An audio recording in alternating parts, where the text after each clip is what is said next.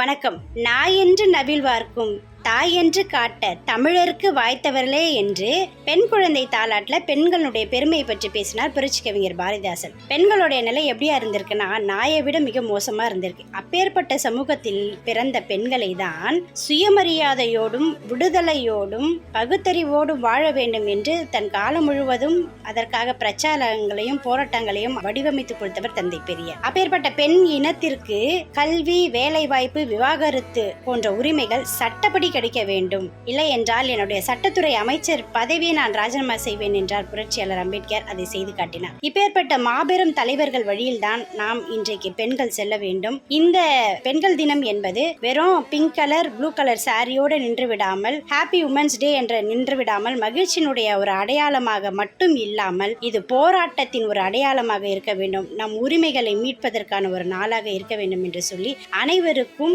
உழைக்கும் மகளிர் தின நல்வாழ்த்துக்கள்.